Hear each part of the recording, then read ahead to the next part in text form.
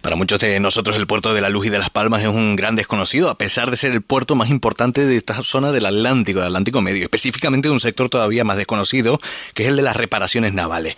Hasta la llegada de la pandemia crecía a un ritmo de un 4% anual con una facturación de 90 millones de euros, y hoy el negocio es todavía mayor. Reparación de plataformas petrolíferas, barcos pesqueros, de pasajes... Aunque la Universidad de Las Palmas de Gran Canaria está formando grandes ingenieros, también tenemos grandes profesionales del sector de la formación profesional en Gran Canaria, todavía hay un enorme campo de crecimiento en estos sectores. Atención a aquellas personas que no tengan empleo, se buscan soldadores, caldereros, tuberos y trabajadores específicos para determinados procesos técnicos. En maquinaria de elevación, por ejemplo, hay que traer técnicos de fuera para poder hacer las inspecciones aquí en este puerto. Además de un pulmón económico, el puerto es también una gran oportunidad para generar empleo en Gran Canaria. Luisa Ramos, presidenta de la Asociación de Empresas de Reparación Naval de Las Palmas. ¿Qué tal? Muy buenos días, señora Hola, Ramos. Buenos días. Cuando usted mira el puerto, que lo tenemos aquí al lado de la radio, ¿qué es lo que ve? Pues veo un futuro brillante, un campo profesional que es apasionante, que somos muy afortunados en tenerlo a la puerta de casa, tantos profesionales que se tienen que ir a desarrollar su labor a otros puertos, a otros sitios, lejos de su casa, de su hogar, y aquí tenemos una capacidad de trabajo apasionante, brutal, con posibilidad de intervenir en la mejora de flotas mundiales de primer nivel.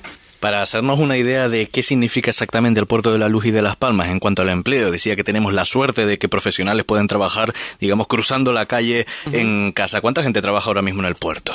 En el puerto en este momento estamos manejando sobre 1.700, 1.800, depende del pico de trabajo, porque tiene cierta estacionalidad como cualquier otro trabajo, dependiendo del volumen de proyectos que estemos manejando, pero yo creo que podemos llegar directamente con reparadores navales a 2.000 fácilmente. Te estoy hablando de que 1.700, 1.800 son los que yo puedo controlar más directamente un determinado tipo de empresa, pero hay otras adicionales que también apoyan a estas que nosotros controlamos más directamente, que pueden elevar ese número sustancialmente. Y sin embargo ustedes denuncian que les faltan profesionales cualificados en Canarias. De hecho, este número de personas que te comento no son todas de aquí. Nosotros estamos teniendo que traer personal de fuera, incluso de fuera de España, y es tristísimo que pudiendo tener aquí gente formada en determinadas profesiones, tengamos que estar acudiendo a un mercado laboral exterior. ¿Qué clase de profesionales son los que no encuentran aquí?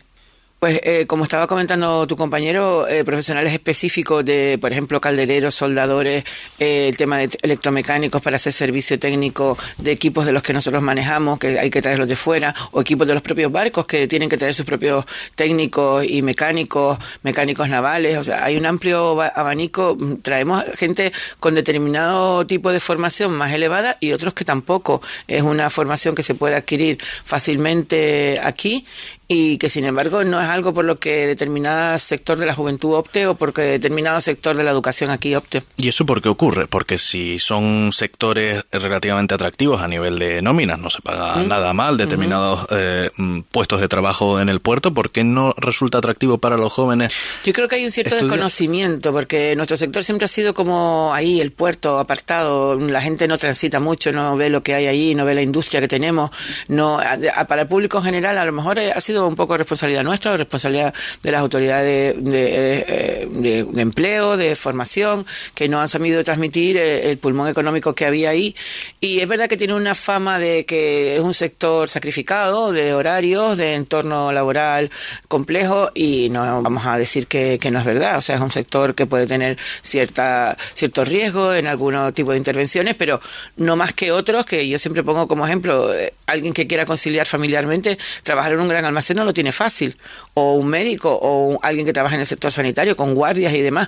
Nosotros tenemos efectivamente presión horaria de turnos fines de semana y demás, porque los barcos no esperan. Es un sector que la economía de este sector es muy presionante con los tiempos, pero después las empresas somos capaces perfectamente de, con ¿sabes? Compaginar, conciliar y económicamente compensar ese tipo de esfuerzo. ¿Y qué es lo que falla, señora Ramos, para que para los gran canarios, para los canarios en general, no resulte atractivo el puerto de Las Palmas y en cambio una persona que tiene que recorrer miles de kilómetros desde su casa, donde sea que haya venido fuera de España, decía que tienen que buscar profesionales, sí que lo sea, el puerto de la Luz?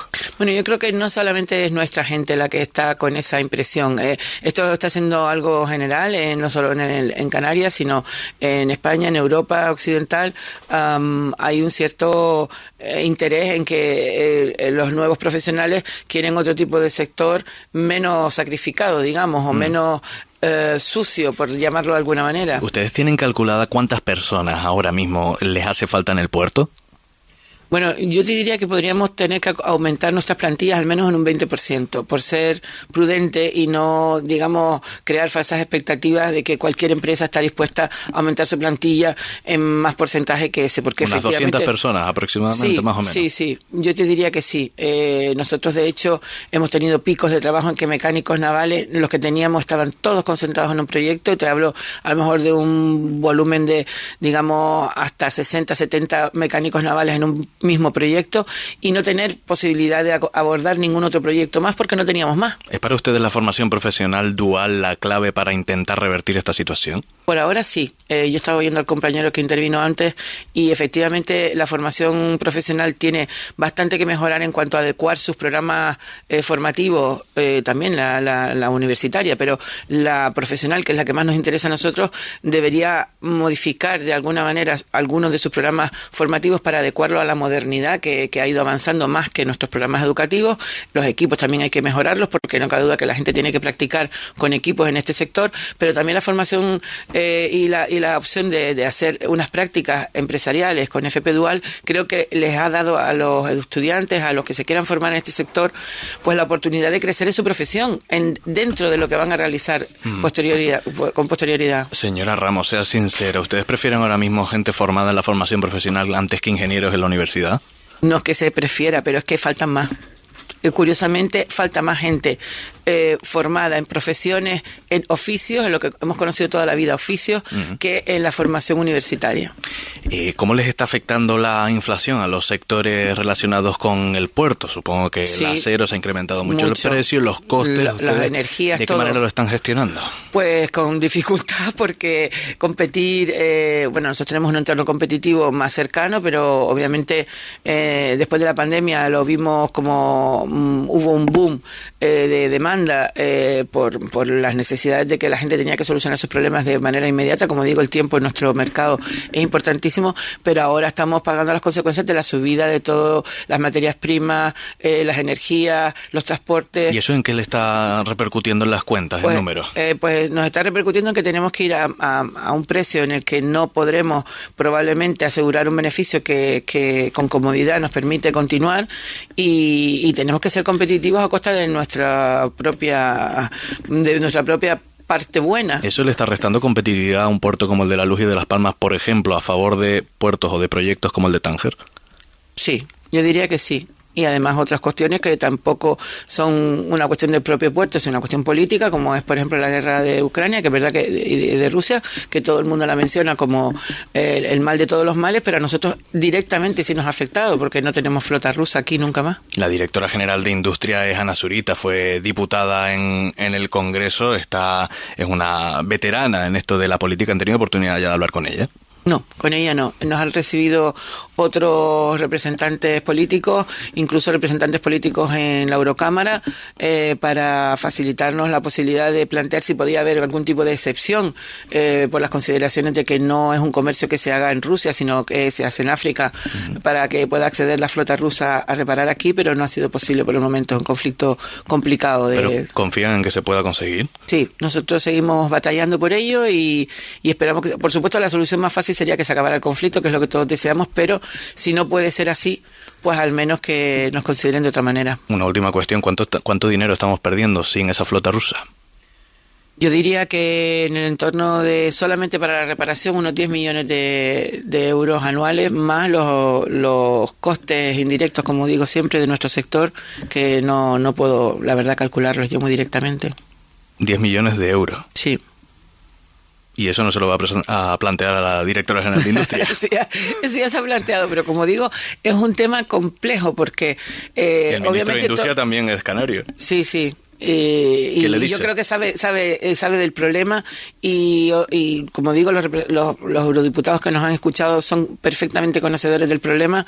No solo afecta a la reparación, afecta a los consignatarios, afecta a los servicios de combustible, es decir, una serie de servicios que se dan aquí a esa flota tradicionalmente desde hace muchísimos años. Estaban aquí cuando era la Unión Soviética, imagínense, pero bueno, como digo, hay otra prioridad que es la propia guerra y es difícil que nadie se moje con esto. Luisa Ramos, que es presidenta de la Asociación de Empresas de Reparación Naval de Las Palmas. Muchísimas gracias. Gracias a ustedes por la oportunidad.